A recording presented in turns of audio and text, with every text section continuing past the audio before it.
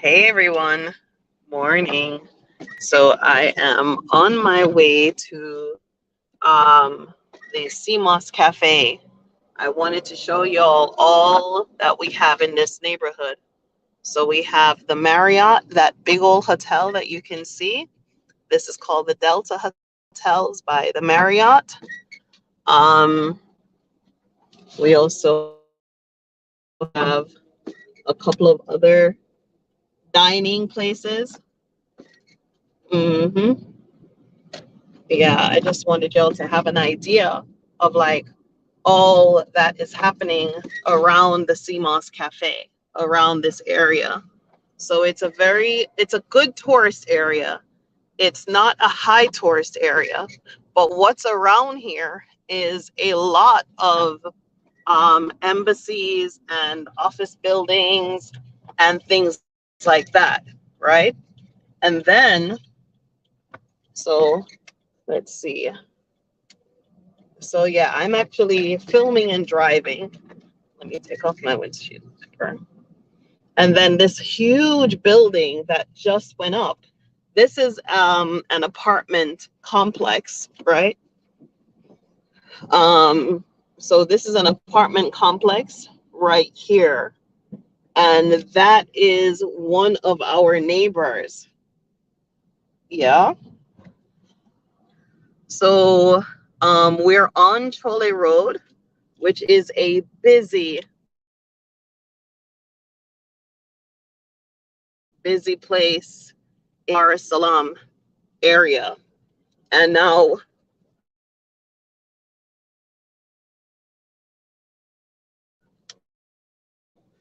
restaurant, right?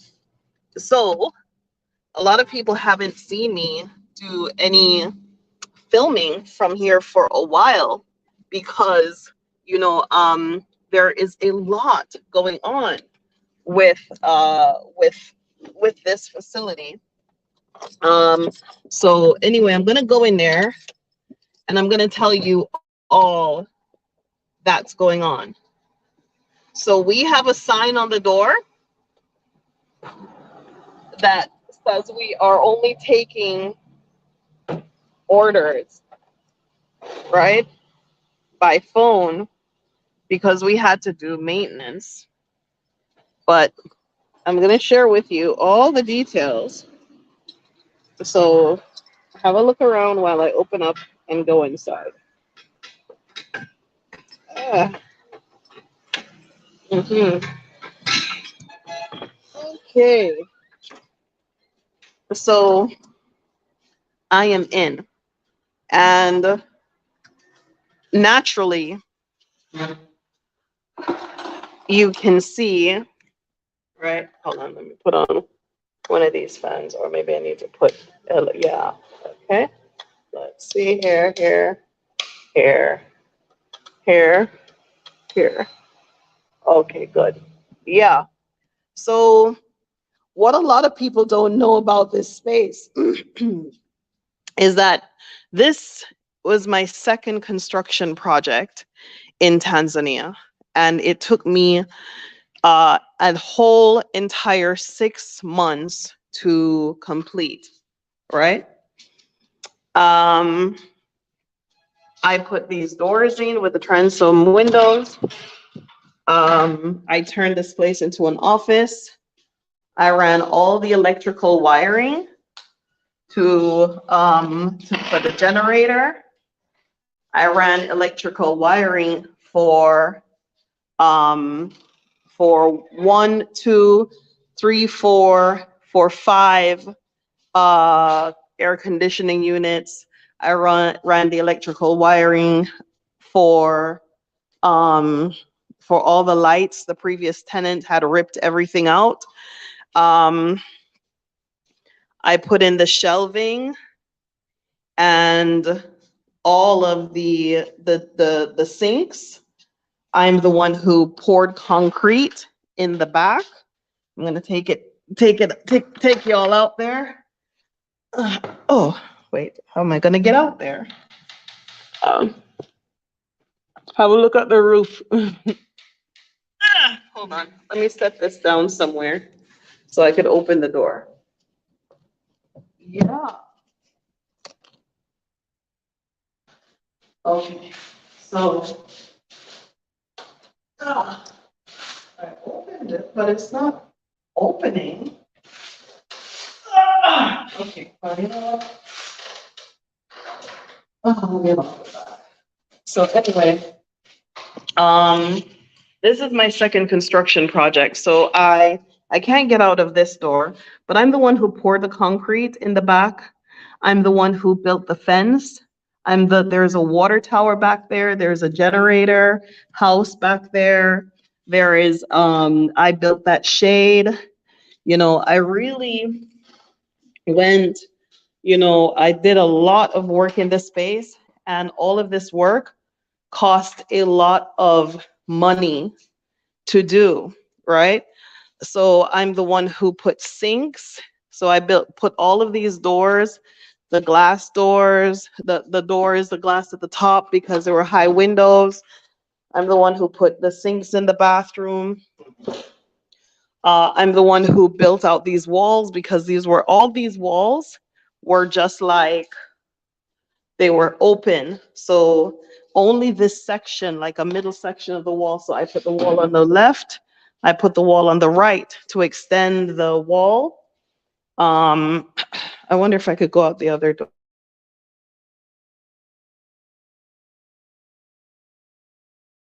door. Yeah, I extended the corner. We would have somewhere to put, I put this one there so that we would have somewhere to put the refrigerator and make a space for the back bar, right? So I'm the one who, built and designed the countertop. I converted this space. It was a home good space, so I converted this space into into a restaurant that was never here before. I'm the one who put down these tiles, the flooring. I'm the one who designed and built these cabinets for goods. I'm the one who purchased the appliances. I'm the one who installed these fans. I'm the one who installed the lights. I'm the one who put those lights out there on the top. I'm the one who designed those tree stump mirrors. I'm the one who made this tower for plants and books and lights. So it took 6 months out of me to do this development, right? I'm the one who designed this. I had to teach the guys how to do it. I was collecting the greenery for months, and I'm the one who designed the logo. I'm the one who designed the sign. I'm the one who designed, the color, the scheme. I'm the one who designed the packaging for our products, right? So I'm the one who designed the packaging and created the products, right? And I'm the one who was doing the cooking, and I'm the one who was doing the managing, and I'm the one who was doing the business development, and I'm the one who was who had to realize all of this, right? And it cost me more money to accomplish this. Okay, those curtains, I'm the one who had to go down to Carriacou and buy them. They had to be measured and hand sewn. I'm the one who sealed the windows from leaking. I'm the one who oh man, what didn't I do? I came up with the plant letter idea because I wanted to put plants there to keep the area cool. I'm the one who finished the sidewalk out there. I'm the one who these plants came from my garden. I planted these plants, and then I build them. I'm the one who built those plant boxes. So a significant amount of time and energy and money went into this space.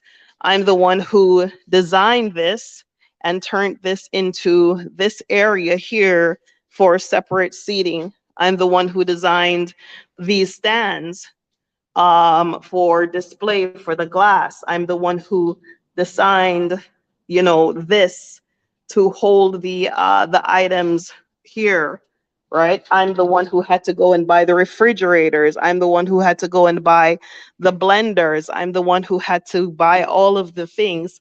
Some of these things I had to take and resource them from my own space and my own place. But everything that you can see here, the glass, the plates, the knives, the forks, the spoons, all of these things was as a result of going to multiple different places to have these things, to purchase these things. In Tanzania, there is no such thing as Home Goods or Home Depot or none of that stuff.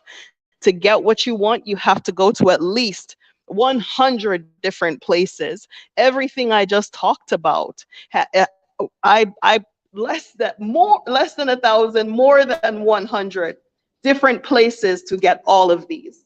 These came from Amazon. I had bought them for the Exodus house, and it so coincides with the chairs. I had to go and find those chairs at the warehouse. I'm the one who had to design the tables and send them back multiple times, which also held up my opening date, right?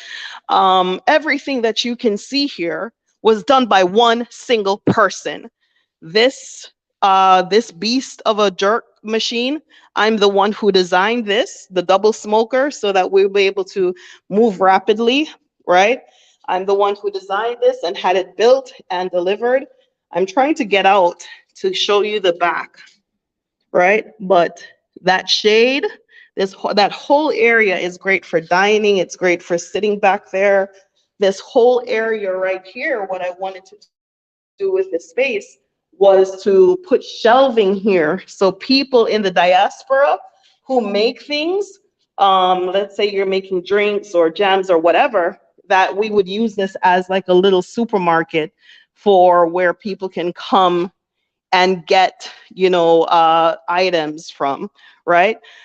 So what does this have to do with SeaMoss? So because SeaMoss is a brand new thing in Tanzania, it's not as well used and well known as we Jamaicans use it and know how to use it.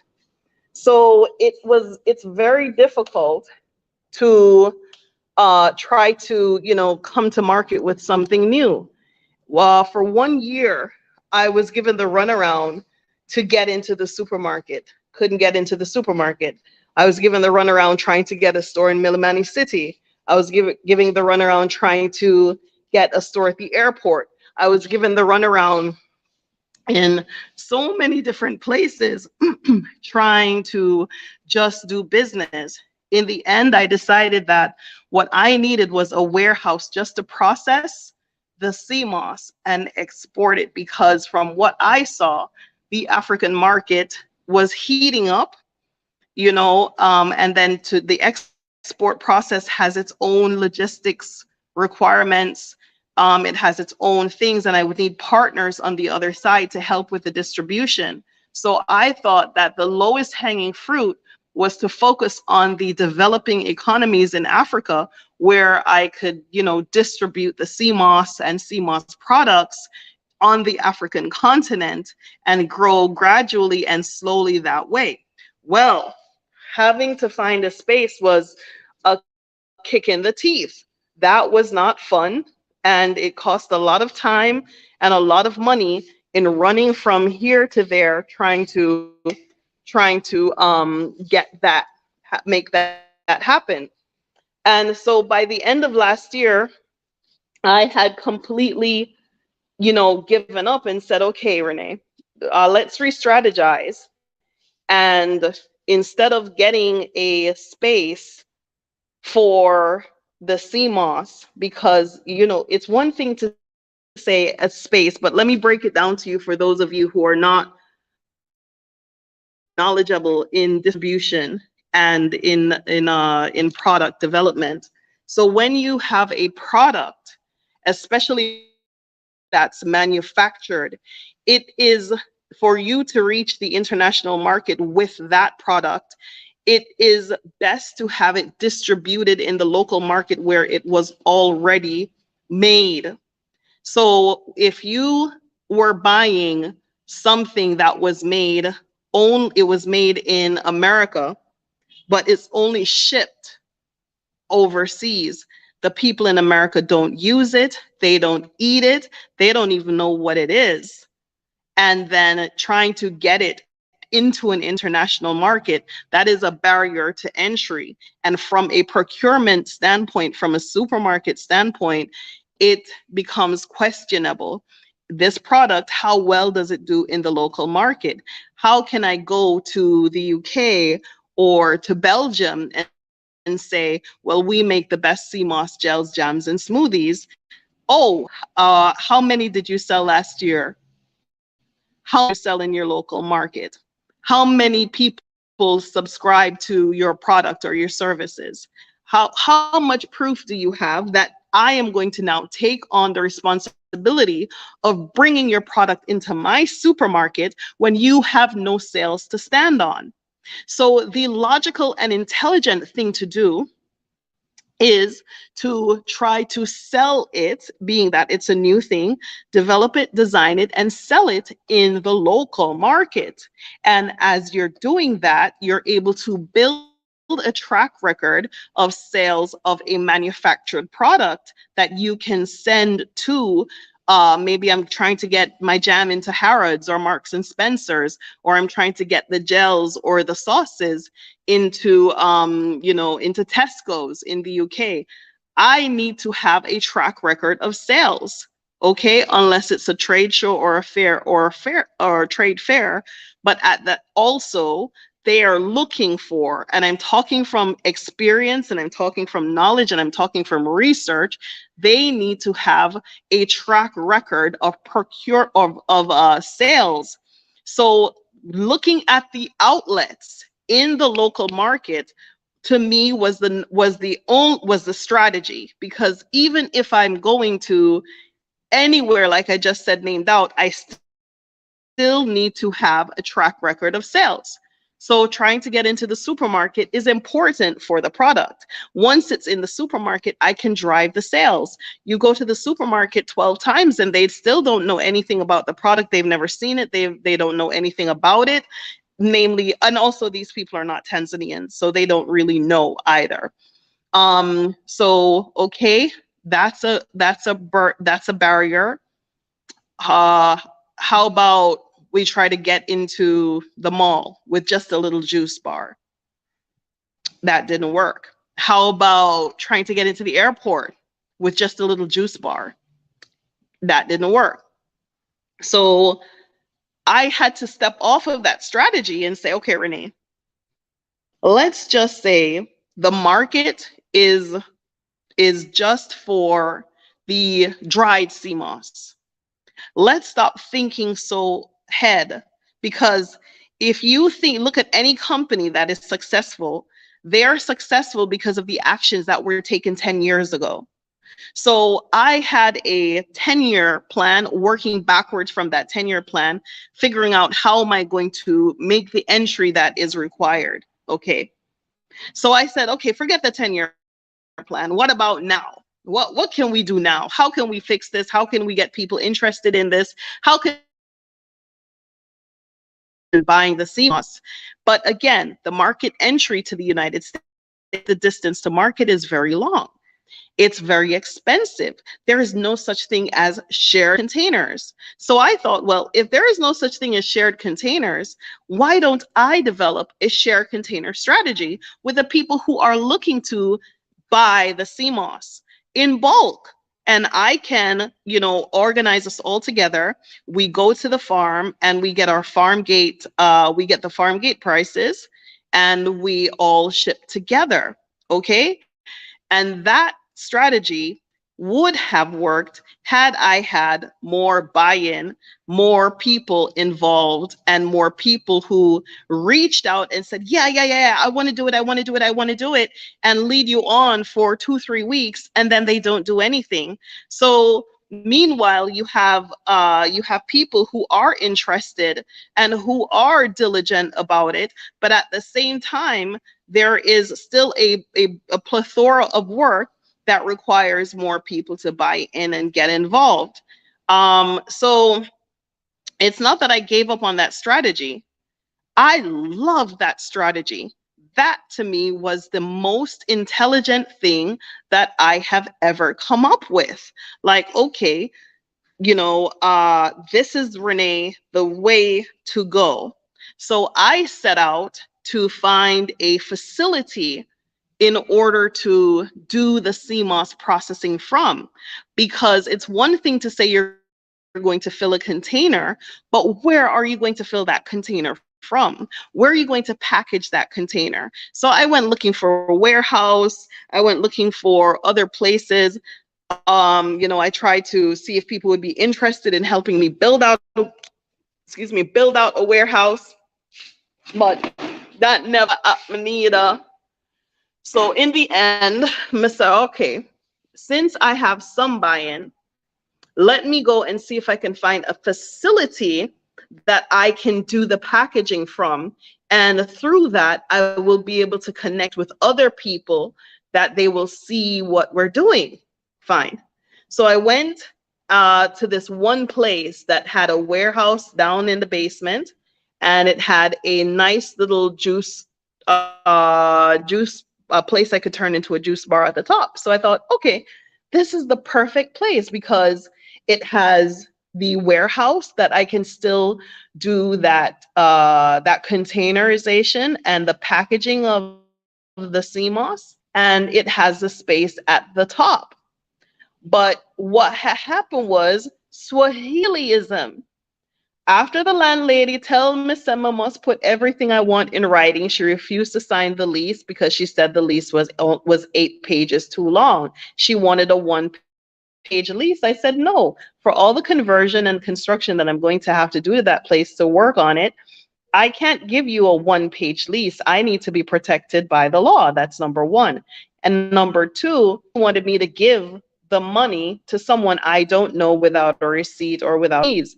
So, we were just chasing our tails, and I was highly frustrated. And the dalali, when I say dalali, the dalali is the agent. So the agent, and I have the videos of that previous space. So, and I have the videos of everything because, like I said, I'm a documentary filmmaker, and I document and I film and I take pictures and I take recordings so that there is no dispute about the facts and about the truth and about the reality of the situation.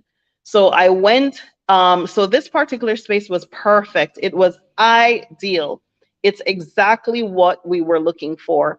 A space on the bottom that I could do the SeaMoss processing from, and a space on the top that I could actually convert into a small juice bar and just do patty and jerk chicken. And when night come, I go on a yard. So anyway, that never worked out. And, at this point, I had my level of frustration was like up here.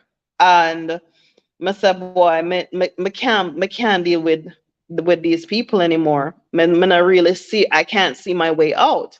So the agent, the dalali, brought us and showed Jackson and I this space. And I thought, okay, this is a great space, but this is not what I'm looking for. I am not looking for a space this big. I am actually looking for a space to process my SeaMoss from.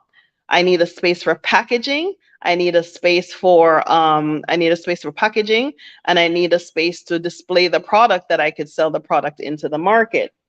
So, with all of that confusion, an investor in the company loved the space and wanted to invest in it. And Renee, I attended what is now the Arts Institute of New York. Back then, it was the New York Restaurant School at 75 Varick Street. Okay. One of my teachers was Simon Vaz. You can go look him up.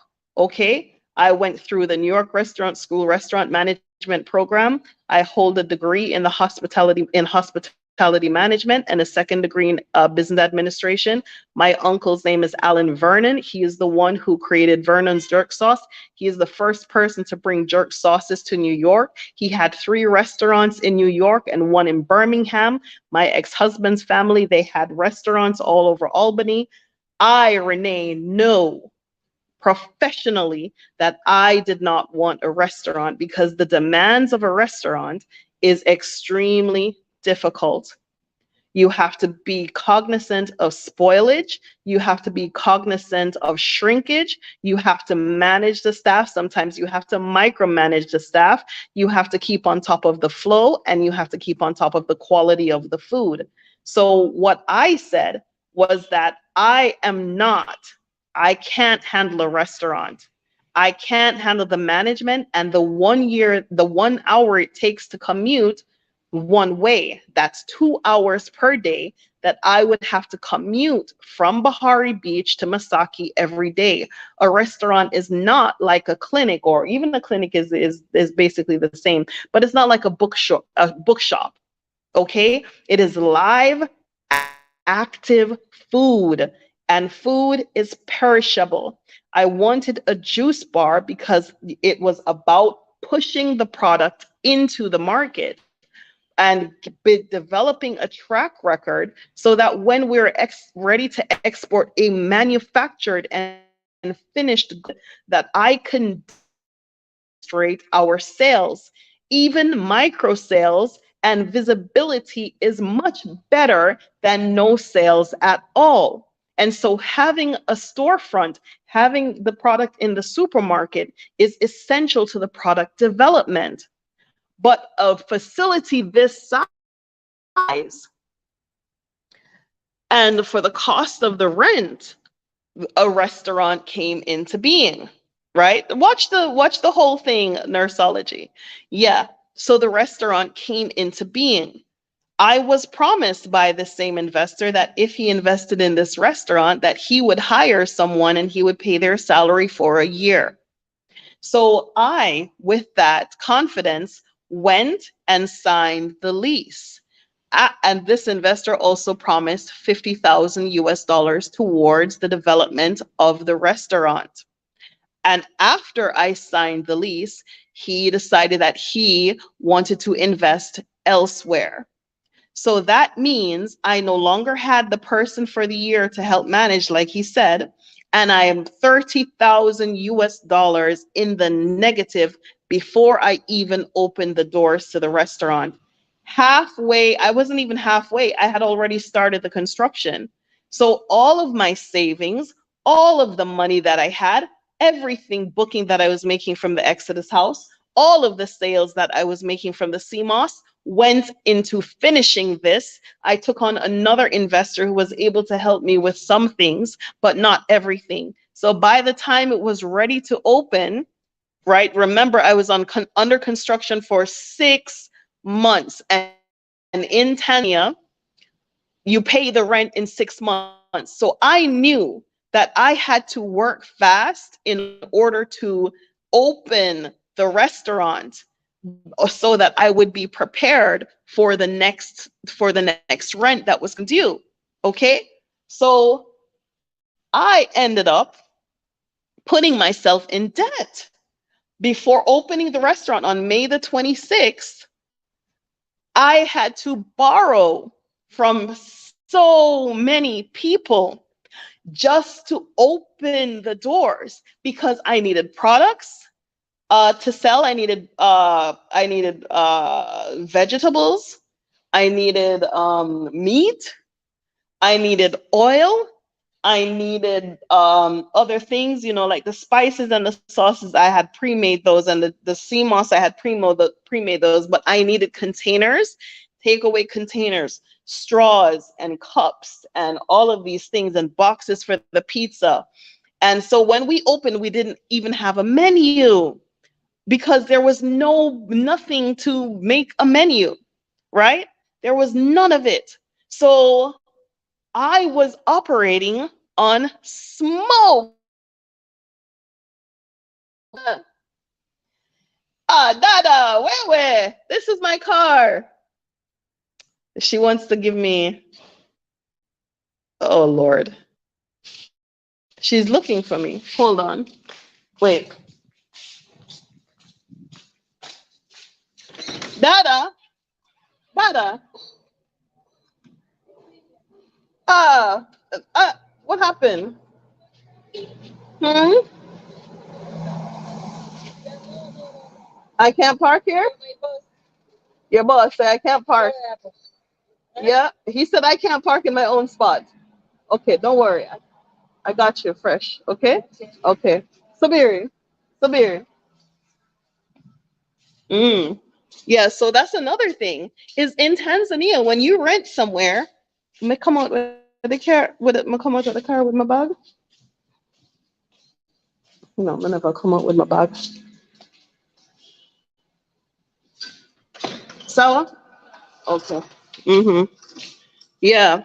So when I open here, I was operating on smoke. I had used all of my powers and all of my resources to build out this facility. Okay. I did not get the funds that this particular person said that they would invest. I did not get the grant that I was on track with USA to get, because they only give grants now to Africans, and you must be 100% foreign owned, sorry, African owned, and that was not the criteria when I started the process. Can someone say lawsuit and discrimination? I can. I didn't get the bank loan because I'm a foreigner. Can't get no loans because you're a foreigner. So all of this lovely and glorious work that I so intelligently and carefully put together was basically, I don't even want to say for naught or for a joke, but the things that I needed to continue further up the hill. Because it's one thing to have products, and it's another thing to have the products to sell. And the kick in the head is it's some of the best food in Dar es Salaam. For me, who never wanted a restaurant and who never wanted to do anything like this, the reviews, if you Google Mwani Mama Jamaican Restaurant, the reviews will speak for themselves. If you go to Mwani Mama Jamaican Restaurant in Instagram, the reviews speak for themselves.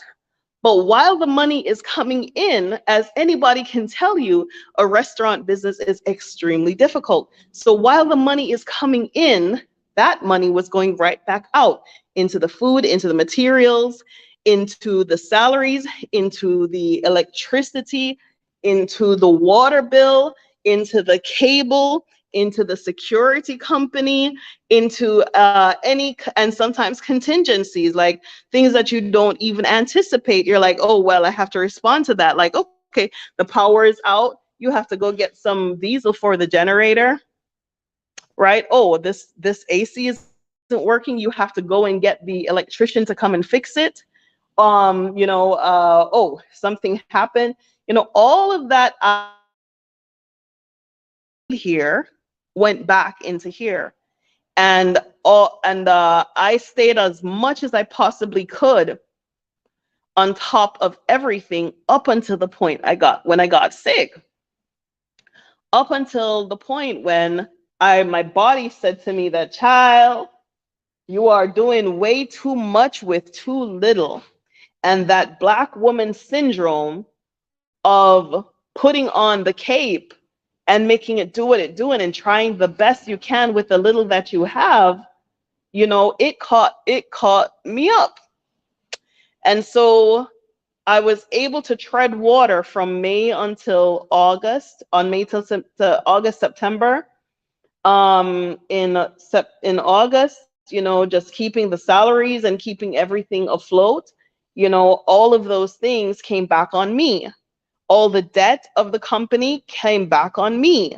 All of the people who were looking to be paid came to me. and all of the the rent, it's all me. Everything is on me. And I had to pause and say to myself, how can I make this or turn this around? How can I make this into something as less demanding as possible? Because what I discovered with the restaurant is, in order for it to be successful and make money, you have to be open between the hours of 4 p.m. to 2 a.m. and you must be selling alcohol in Tanzania. It is like a given. Once you're selling food, you should be selling alcohol. I don't drink alcohol. I don't sell alcohol. And to be honest with you, I'm not dep on the alcohol thing. I'm really not on it. The way how they're pushing these the alcohol in Tanzania, it come me like they're trying to drug these people and keep them from prospering and keeping them from successful. Every corner has a liquor store, and the alcohol is everywhere. The cognac, the this, the that, and it's like the people don't even see that this is what's holding them down. And alcohol and SeaMoss don't mix. SeaMoss is life. I'm talking about life and vitality and health and growth and development. So I can't sell a cancer like alcohol on top of that. That no ride with my message, period, point blank. Me I sell liberty, me not sell poison. If you have to go and get something that is manufactured to keep you to keep you intoxicated, or what is it, hold closing your eyes to? Right? Tanzania is so rich and powerful and have opportunities, and the young people and the intelligent people don't know what to do with them because of this hold on friggin' alcohol. Hold on alcohol, and that is what it came to. So I have to sell this thing that I'm so abhorrent against. Nothing wrong with having a little drink here and there, but I'm really not about joining the bandwagon to help drug down the Tanzanian people. So anyway, because I am so anti-alcohol, Mr. Okay, Renee, what are you going to do next? Because if you're going to continue with this place, you're going to have to open from 4 p.m. to 2 a.m. And between 4 p.m. and 2 a.m., you're going to have to drive 1 hour going and 1 hour coming. You're going to have to be there. At 2 a.m., I have an hour commute ahead of me. That means I won't get back to Bahari Beach until 3 a.m. That means I have to get up at 6 a.m. to take Jojo to get her ready for school, right? So I can't do that. That is not feasible. That doesn't really make sense. So how can I turn this space now into something that is profitable and beneficial, doesn't go against my belief system, and stay true to what I'm looking to do? So I came up with the solution that, okay, I would do this as events, right? So I would open it only for, like if people want food, would cater the food, and then I'll do special events, things like that. But then the products will still have somewhere to live. And it's important that the products have somewhere to live, because when I go to say I am going to now do corporate catering, I need to have a facility to say where that is registered, that is certified, which this is. When I go into Shoppers, into the supermarket to put this in, it needs to come from a registered TBS facility, and all the products need to be registered to the facility, which I have.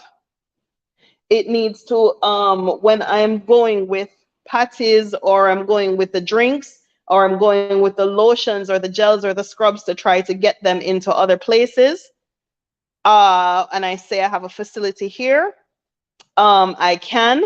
It really changes the tone and the conversation, but that requires business development, and that is where my strength is. My strength is to going up to Mr. Anybody with my products, goods, and services and say, hello, Mr. Somebody, this is my product, this is our office, this is our location, this is how much we can supply your restaurant, your whatever, right? So those are the things that I had to take a hard look at, okay? Because it needs the product, like I said at the beginning of the conversation, if you're just joining this live, in order for you to get your product into other facilities or make that product into a household name, which I want to do with the brand and with the SeaMoss processed goods, and I know I can do it because I have the knowledge, skill, and know-how, you need to have the track record of sales. Okay? So there are two things. It's either this is in my way or it is on the way to success. So in order for me to go forward, I need support. I need to be able to hire people. I need to be able to focus on the product design and the development. I need to buy packaging and bottles and things like that so that I'm able to put the products in. I need to be able to hire people who can help to, if it's small things like, okay, I only do jerk chicken and patty, that is it. That is really what I'm looking to do. And then if somebody wants here for a restaurant, whatever, they're more than welcome to hire out the place for an event. But me, Renee, I am not in the position, whether health-wise or physical-wise, to walk myself to death. I will not be one of those people. My child is 7 years old. She depends on me.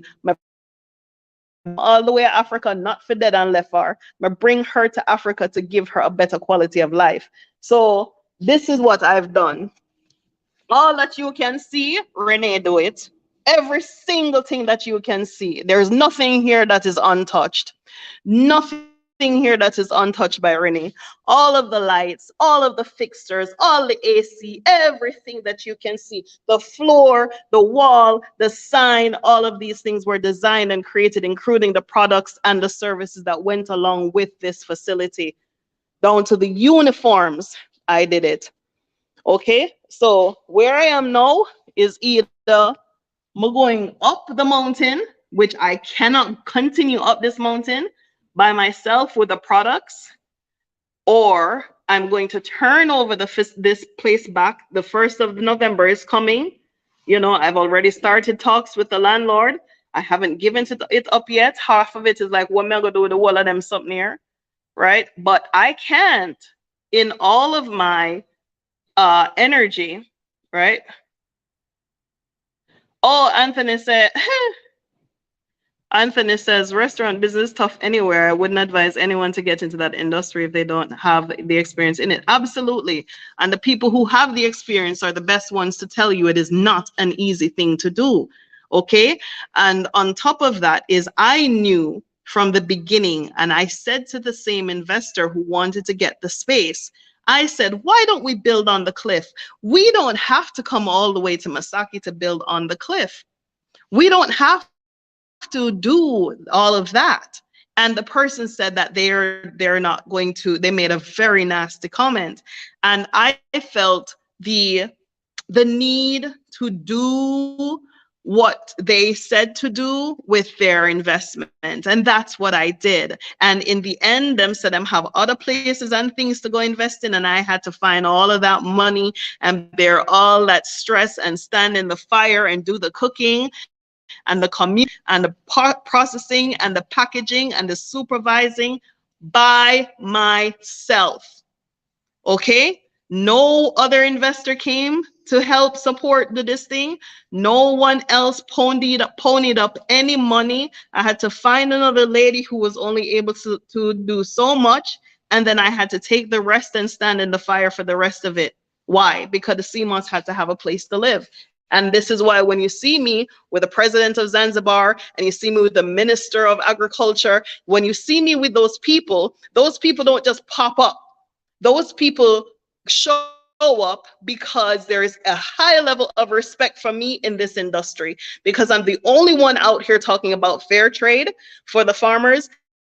I'm the only one talking about processing. I'm the only one talking about high scale and high level and growth development and export of a finished product. So, you know, I'm not going to tell anybody that, oh, I didn't know what happened. And I knew what happened. I was standing right there. I'm the one who worked. you know, but I expected other things to come that fell through. So if y'all are interested in working along with me, if you're interested in helping me to move this along, to continue up the mountain, go ahead and email me, okay? Sorry, I'm getting emotional. Go ahead and email me, right? I'm telling my truth, and I don't, you know, people, not because I don't talk, doesn't mean I don't know. Doesn't mean I don't, you know, I don't know anything. I know a lot of stuff. I just don't talk about a lot of stuff because you should let your mouth, when you open it, have value when you speak. Okay? You can't just talk for the sake of talking. So this is what I've done for 2023. Okay? So a facility for putting out the SeaMoss, a facility that I can use to sell. I have historical data of how much SeaMoss gels I sold. This is a facility, not like what you call it there, you know, an Instagram page. So let me explain to y'all something. I could easily go up on Instagram and sell the SeaMoss and sell it quietly and go up on a website and sell it, but I am in a company. I am in a company with people who have put money up because they believe in me. So when you hear me working this hard and pushing myself all the way to the end, I do that because I have respect for what people do, that they come up out their pocket and say, Renee, here is my little 2 cents. Here is what I believe in. Here is what we can do. So I am appealing for people who can continue, help me to grow this, continue to go. I don't envision that I'm going to continue this as a restaurant. Jamaican food is labor intensive, and if you want it good, you have to be great at it. I'm good. I'm very, very good at it. I don't give myself the props that I deserve because beauty is in the eye of the beholder, and, self-praise is no recommendation. This is why I want you to go to Mwani Mama Jamaican Restaurant. Let me put it here. Go look in the Google Maps. Look in, what do you call it? Look into, look into, in Instagram. In Instagram, it's Mwani Mama Masaki, right? This is Insta. Okay. Yeah, so I was operating on steam. I was exhausted, and my health paid. I paid for it with my health. So I don't envision us going into a restaurant, continuing as a restaurant. I want to stay on the vision that I had, the processed jams, gels, drinks, and smoothies, and have it as a distribution point for those processed and finished goods. Because when you have a facility that you can say we are on Trolley Road in Masaki, that is what grows it to the next level. Okay, and I see one of the things, because we cleared out all the stuff, but let me just show y'all one of the things that I was doing. Okay, so the hotel, when I started the video, I started at the Marriott. So this is what we're supplying the Marriott with. Okay, it's a SeaMoss jam, right? As Tanzania's second largest export, which is SeaMoss, or what they call seaweed here, as export, I am shocked and horrified that there are so many facilities here that are not using it, that are not taking what do you call it, that are not doing more with it in the local market. And so as a middle income economy, Tanzania has a place for growth and product development. Tanzania, Rwanda, Uganda, Zimbabwe, as a matter of fact, all the East Africa bloc is prime being that I am on mainland Tanzania in Dar es Salaam, the entire East Africa block is an opportunity for me to trade. I signed up for a trade show in South Africa, and that didn't materialize because I got sick. But there is a huge market for the finished product. But I need people. If you're listening to this, I'm going to ask you to go back and watch this from the beginning, so you can hear all that I had to say about product development and pushing it out. Okay.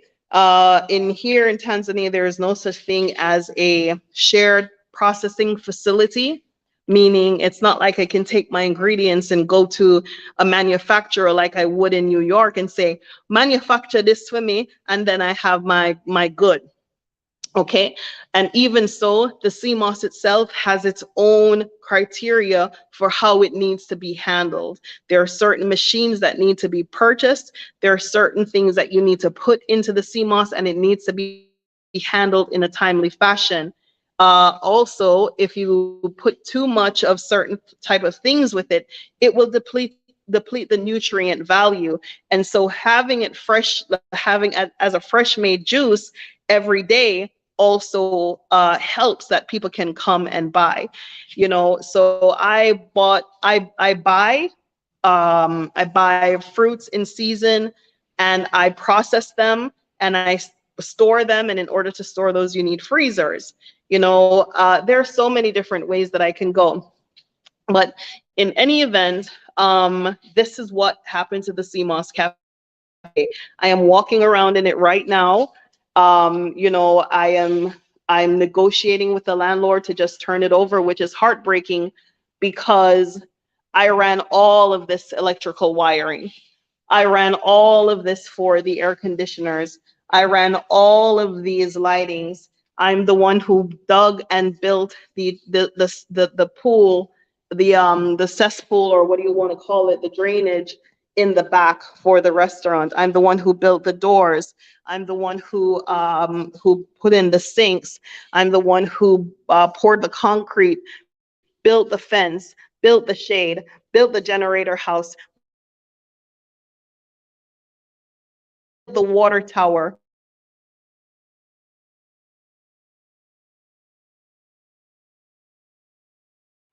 So, it really is like, I push myself. That's all I can say. Is I took the fact that people took me seriously enough to part their money with me, and part with their money for me, and I did the best I could, and I got as far as I could. And I know I can go further if I have the right kind of people involved in the development of the SeaMoss. So that's what's going on. All right. So it's not like nothing happened.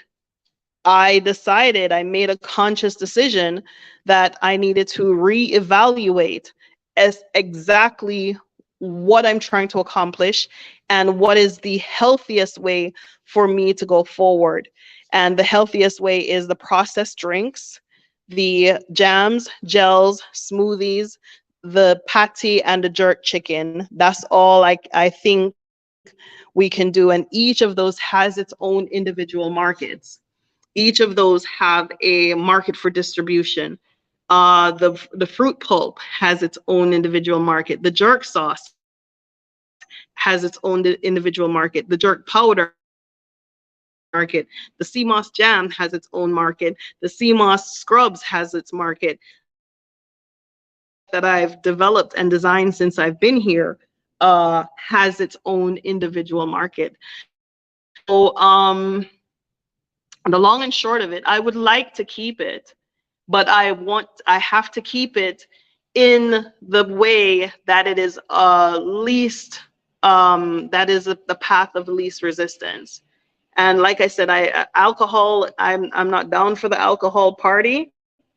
Um, but I don't think it goes in step with with the product development. So I have been clear, I have been honest. you know um right? So Anthony says the Ugandan market is clear and promising. Yeah, this makes so much, right? So put in some reliable internet and Wi-Fi and backup power. Yeah, yeah. So, oh, that's a good one too. Anthony says I can transform the place into a networking space. Even so, a great networking space, like all of these people, they come here for the internet, right? And they end up buying, all these cafes in Masaki, that's what they do. They come with their laptop and they sit there all day long, and they use up the Wi-Fi. They'll buy one drink, they'll buy this and they'll buy that, you know. But anywho, it has to be a daytime party. It has to open from a certain time to a certain time, and it has to be a place that the products can live, so that we can have a track record to demonstrate when we are looking to export a finished manufactured good, that we can demonstrate that we actually have that experience of sales. We actually have that. I'm gonna turn off some of them lights. Yeah, okay, everything look up. Yeah, you know, a restaurant is rough, man. Rough, rough, rough. And I knew that going through the door. But it's one thing when someone says, I'm going to invest 50,000 for you to do this and hire someone for you to help you for 1 year, and then turn around and tell you, oh, I'm going to invest somewhere else. So you're left holding the bag, right? Um, but there was an agenda behind that. That agenda had a specific intent, and at a later date I'll share more about that. But anyway, this is where we are. This is what I did. This is how it's going. And I wouldn't say it's not going well. I would say it's going great for all that I did. But you know, like I said, I'm halfway up the mountain, and I have to figure out, and if I can get help, I can continue. If I don't get the help, I go back down the mountain and I go chill at Bahari Beach and I rent my rooms, and I slowly try to dig myself out of the hole that I found myself in, and I'll be fine. But for what the potential is, for what I've done, is phenomenal. Additionally, we can recreate models just like this all over the world, where we can have the product and the good. So that's what I got for now. Um, Let me see. Oh, Anthony was talking about 70%, right? So for those of you who would like to continue the conversation, email me at exodusafrica1@gmail.com. You know, I created a lot of these things myself. A lot of these things. The light that you see up there, those things at the top of the wall, those are actual lights that I made from mason jars. I designed the seat backrests. I designed that. I designed this. I designed this. From one person, but I'm not in the position to do the way I have been doing. I need to hire people, and I need to have people around me who understand business development, product development, processing and packaging and distribution. Okay. All right, y'all. Thank you so very much. Thank you, Pilar. Yes. So I had to roll with the punches, and the punches were real, real tough. But I am definitely proud of myself for the way I went about it and the way I was able to do. And what I think God was showing me by bringing me to illness is to bring me to reality. Okay. And with that reality, I have to work differently. Okay. So if you're interested in working with us, getting us to a place where we can continue up the mountain with a facility, that we can continue to have a place of a distribution point, that we can make products that we can get into markets, go ahead and email me. Okay. And again, time is of the essence. So if you can communicate with me as soon as possible about your intent, because there are other parties involved. You know, when I took over the place, I did it with it respectful and amicably. And if I return the space, I want to continue to do it that way. And also, I should also tell you that I do have an opportunity in Zanzibar, and you know, but I need a significant amount of injection in order to continue you know, doing, because they want me to bring this to Zanzibar. They want to bring me to bring the product outlet, the kind of thing that I conceived here. And when I say they, I'm talking about the SeaMoss industry in Zanzibar wants me to set up a facility exactly like I did here over there. And, you know, that requires knowledge, know-how, it requires space, facilities. I have a space available that I can jump on. But you know, like I said, I simply am not going to put myself in the position where I'm rowing by myself anymore. It is, nothing is worth my life. No amount of money, no amount of anything is worth my life. Okay, so that's what I got. Thank y'all so much for watching. Bye-bye.